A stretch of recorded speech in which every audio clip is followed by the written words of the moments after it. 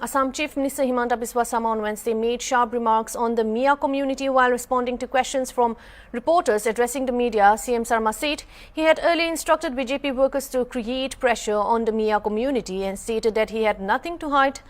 He claimed that meetings and video conferences were held where party workers were advised to apply Form 7 wherever possible so that according to him the Mia community would face difficulties and realize that the Assamese community was still active. He further alleged that the Congress party had no objection to the situation and said that anyone aggrieved was free to approach the police courts.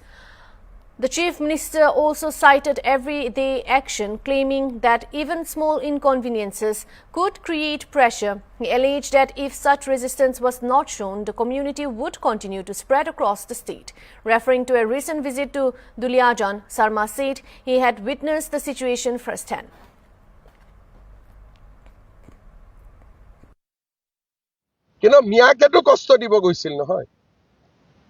গতিকে জুনে যেনেকে পাৰে মিয়া কষ্ট দিয়ক না আপুনিও দিয়ক না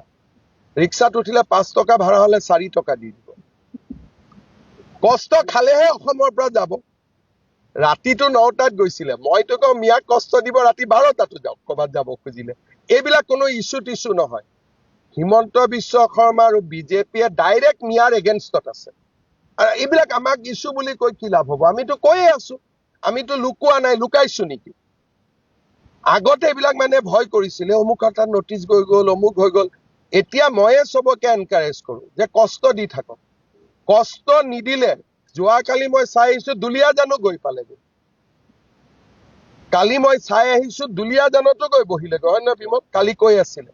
গতিকে আপোনালোকেও কষ্ট দিয়ক আৰু তেওঁলোকৰ সিম্পেথাইজ নিউজ কৰি নাথাকিব আপোনালোকৰ ঘৰতে লাভ জেহাদ হৈ যাব একদম সুনামি কৰি থাকিব খালি সুনামি ৰিজাল্টটো পাকিস্তানত হ'ব সুনামি ইয়াত হ'ব ৰিজাল্টটো পাকিস্তানত পাব আৰু মই কলো নহয় 50খন আসন অসমৰ নে পাকিস্তানৰ আসনটোতো কোৰ হ'ব লাগিব নহয় তেওঁক 1 মিনিটত বহি 50খন আসনৰ নাম খুদিবচোন যে এটা কুইজ কৰো 50 আসনৰ নাম 2 মিনিটত গাই দিয়ক মোক খুদক মইতো কৈ দিম মাৰ্ঘেৰিটা ডিগবৈ দুমদুমা খদিয়া তিনসুকিয়া মাকুম লাহুৱাল মইতো এনেকে গাই যাম তেওঁ গাব পাৰিব আপোনালোকে নুখুদে তেওঁ 50খন সিটৰ নাম কাগজ নুচুৱাকৈ ক'ব দিব যে অসমৰ 50টা সিটৰ নাম এখেতে কাগজ নুচুৱাকৈ ক'ব লাগে মই মানি যাম যোৰহাটৰে 10টা সিটৰ নাম কাগজ নুচুৱাকৈ ক'ব পাৰে নেকি মোৰ ডাউট আছে গতিকে জিকাৰ কথাটো বহুত পিছত আহিব মই কলো নামনি অসমত ফিনিশ লাইন হ'ব পাৰে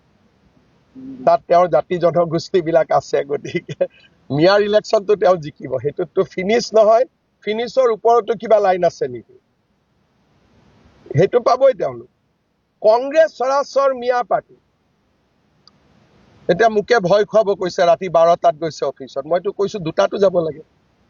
আৰু অফিসাৰ বিলাকে ৰাতি 2টা-3টা লৈকে কাম কৰিব লাগে মিয়াৰ নাম কাটিবৰ কাৰণে যদি পাৰে গতিকে ইয়াত লাজ কৰিবলগীয়া কি কথা আছে আমাৰ দৰে যদি যুজিলেহেঁতেন মিয়াৰ লগত অসমখনৰ পৰিৱেশ এনেকুৱা নহলেহেঁতেন আগতে যদি যুজিলে কংগ্ৰেছে নুযুজিলে বুলি হেনেকুৱা হ'ল